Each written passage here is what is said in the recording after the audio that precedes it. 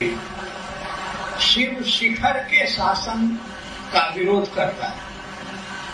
हमें हालांकि ये पंक्ति शास्त्र की नहीं है, सब मेरी है। मैं पूरा पाती आदमी तो जिज्ञासु चाह रहा है कि आप इस पर विस्तार से। मैं अक्सर कहता हूं कि शिव शिखर के शासन का विरोध कर, यानी अगर बॉस बनिएगा तो उसको इनकी बात पसंद है। इसीलिए किसी देवता की गण नहीं होती। आपकी किताबें कहती हैं कि गण मात्र शिव के होते।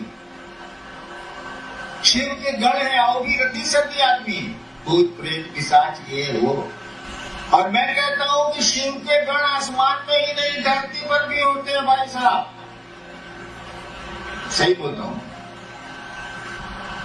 किसी देवता के गण का नाम आपने नहीं सुना होते ही नहीं। वहां पहले तुम स्वामी हम दासा, प्रभु जी तुम चंदन हम पानी। वहां तो दास भाव है, सरकार ये चाहिए इनसे आप नहीं चाहिए। शिव के साथ ऐसा नहीं है। शिव कहते हैं कि तुम मुझको देवता समझते हो, मैं तुमको मित्र समझता हूं। इसीलिए जो गण हैं वो शिव के लोग हैं। वो प्रजातंत्र में विश्वास करता है, वो डेमोक्रेसी में विश्वास करता है, वो गणों के बीच रहता है। इसलिए मैं कहता हूं कि शिव शिखर के शासन का विरोध करता है। वो जनता का आदमी है, गणों का आदमी है। सारे काम उसके गण करते हैं, वो तो कुछ करता ही नहीं है। उसकी शक्तियां करती हैं, उसके गण करते हैं, वो तो कुछ करता ही नहीं, बैठा रहता है। वो अपने लोगों पर भरोसा करता है।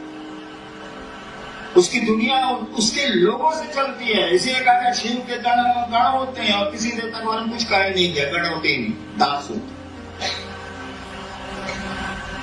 शास्त्र भी बोलते हैं, शिव के बारे में बोलते हैं प्रभु, आप प्रभु हैं, ईश्वर तो नहीं है। ईशम, ईश कहते हैं कंट्रोलर को, जो कंट्रोल करता है। इसी से ईश्वर, ईश का मानी जो कंट्रोल करता है। अब कंट्रोल किए हुए है, बाधा नहीं भागने लगा। प्रभु ईशम गुणहीनम, गुण कहते हैं बंधन को। गुणहीनम मन आपके पास कोई गुण नहीं है, कोई बंधन ही नहीं, सब बंधन मुक्त है। ईश्वर नहीं तो बंधन मुक्त तो है। गुणहीनम उलट दिया, अशेष गुण। कारण कोई गुण तुम में नहीं है। अब गुण गिराएगा तो सारा खत्म नहीं होता। शिव का यही पैराडॉक्स है। कहा कि गुणहीनम, आपको कोई गुण नहीं है। हाँ भाई ईश्वर है तो गुण कहां से है? फिर कहता है कि अशेष गुणम, जितना गुण गिराते हैं फिर वो कहता है आप क्या करें हम। कहता है कि सुनिए, आप इतना कड़ा फोकस रखिएगा तो आपसे मोहब्बत कौन करेगा। इतना कड़ा फोकस है आपका, बाप रे बाप, ईश है, प्रभु है, गुणहीन है, अशेष गुणम है, तो हम लोग अकेले नहीं काम कर रहा। आपको धरेगा कौन? ताकि प्यार तो सब बराबर पर होता है, इतना अप डाउन कैसे होगा? कहा जाता है बाघ का बच्चा बाघ से नहीं डरता। शिव अपने गणों से जाने जाते हैं, इसीलिए उनके गण उनसे नहीं डरते। और शास्त्र कहते हैं लास्ट में गणाभरणम, हे शिव आपके आभूषण ही है, आपके गण, आपके लोग। आप उन्हीं आभूषणों से शोभा पाते हैं। आभूषण का नाम गणाभरणम, गण आपके आभूषण है, उसके बिना तो आप शोभा ही नहीं पाते हैं। यानी शिव लोगों में जीता। शिव के नाम पर नाली का सांप भी पूजा जाता है शिव मंदिरों में। वो लोगों के बीच जीता है, गणों के बीच रहता है। गण माने आदमी, गणतंत्र से बना है, लोगों के बीच में रहता है। और तब मैंने कहा शिव शिखर के शासन का विरोध। जब भी बॉस बनिएगा अपने को ऊपर ले जाइएगा, शिव की नजर में खटकेगा, क्योंकि वो तो जनता का है। वो तो जितने नीचे के लोग हैं उनका, नीचे के लोग मान लो सबका, उनका आदमी है। उसके अलग कोई आइडेंटिटी नहीं है, अलग कोई अस्तित्व नहीं है। शिव अपने गणों के चलते जाने ही जाते, शक्तियों के चलते जाने जाते हैं। कहा जाता है ये शक्तियां शिव का प्रकटीकरण है। शिव अपनी शक्तियों से जाने जाते हैं, शिव अपने गणों से जाने जाते हैं। अन्य देवताओं में ऐसा नहीं है। हो जाएगा लेट।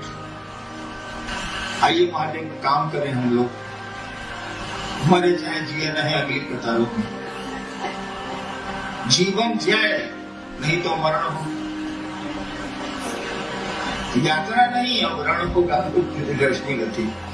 जीवन जय, या तो शिव को धरती पर गुरु रूप में उतारेंगे, गुरु कर देंगे, शिव कर देंगे, शिव को धरती पर उतारेंगे, या नहीं जीवन जय, नहीं तो मरण हो। लेकिन इसके लिए लोग तैयार नहीं है। कल मंडल जी को कहा कि मंडल जी हम लोग बोझा बने हुए धरती का, सारा महादेव काम नहीं है। 40 साल से ईमानदारी से मैं खट रहा हूँ, मैं अपनी बात जानता हूँ, दूसरों की नहीं जानता। बिल्कुल अपनी समझ से ईमानदारी से खट रहा हूँ। बहुत सारा कुफ्र है कि टूट ही नहीं रहा, ये महादेव का काम बढ़ ही नहीं रहा है।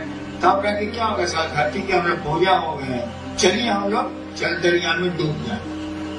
मंडल जी को कहा, मंडल जी के भाव से मुझको लगा कि नहीं सर, आपको डूबना है डूबिए, हमको रहने दीजिए, आप सबको बुलाओ। हाँ, नहीं क्या हम मरने के लिए, हमें काम करके जाएंगे।